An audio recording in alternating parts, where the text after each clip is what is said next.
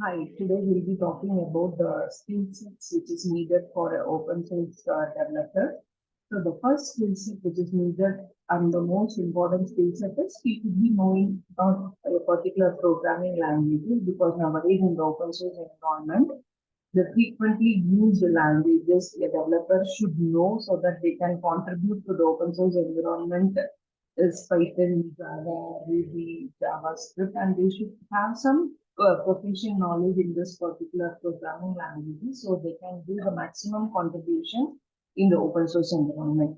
And the second point which I have mentioned is certain knowledge about the version control system. It is mandatory because we should know what the previous developer has done for that particular code and any updation has happened, whether it is correct or not. All this can be taken into consideration with the help of version control system, and Git is mainly helping us to do that. And GitHub is the one of the famous open source environment where we can know about all the open source projects.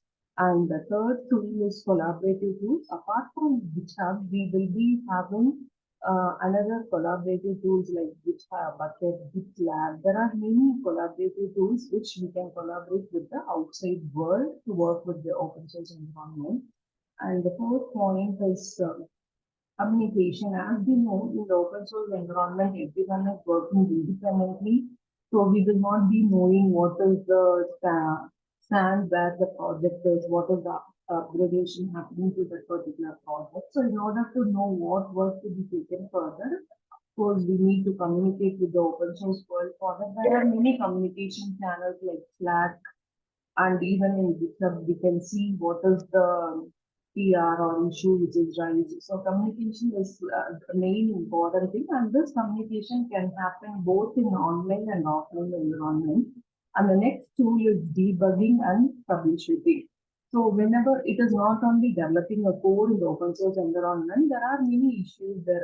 Designing can be done, debugging can be done, and even troubleshooting a particular code can be done in the open source environment. Any small contribution can be done in the open source environment. Even when we feel like I'm good at testing, we can do even the testing in the open source environment.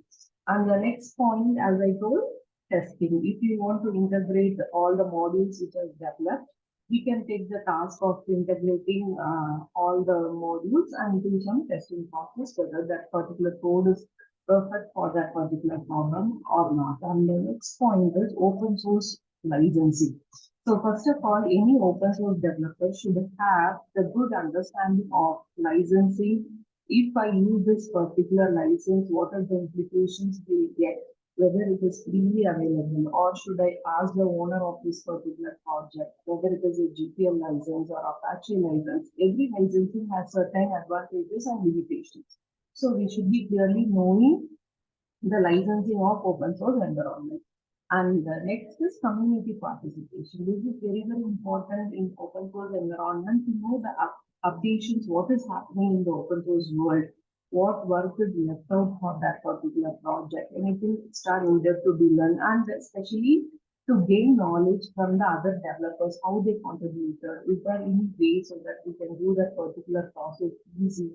That is community participation. And next one is continuous learning process.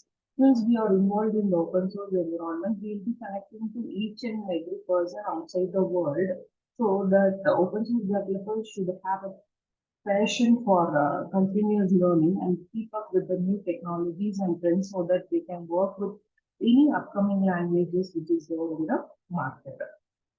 So next, apart from development, what are all the activities an open source person can do or who's interested in open source environment? I'm not good at development. What else they can do is first one is documentation.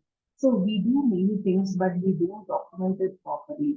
So whenever we develop a software, how to install that particular software, what is the version change between version 1 and 2. So we have to document it, and any tutorial is needed for that particular software to be used, we have to do that. So documentation plays a major role in any software. So similarly, open source environment also needs documentation to help understand the uses of that particular software. And frequently, we have to update that particular documentation if any errors are found in that particular software. And the next point is bug reporting and troubleshooting. So what is bug reporting? From version 1 and version 2, is there any bug reported? So what is that bug? Where it is upcoming in the installation process or in the testing process or when the user is entering something, we have to diagnose that particular issue and we can also contribute to that particular bug. So that is one of the contribution apart from development. And third contribution is translation. So open source environment, we have users all over the world. So if any translation is needed, so the universal language is English. So any translation is needed from English or any other language, that could be also one of the contributions. And the next point is community management. So as we see in the skill set community engagement, to manage the community also, we need some of the contributors. So in the community, we have activities such as moderating that particular forum, managing the social media accounts and organizing events on behalf of that particular community. All this also will be considered as one of the contribution of open source environment. And the last one is user support. So whenever a user is contributing, they might have n number of questions and they will be posting it in the channel like Slack. So answering the questions also is one of the contributions to the open source environment, helping them to troubleshoot the issues and providing the guidance how to use that particular software. All these are the valuable contributions to the open source environment. Thank you.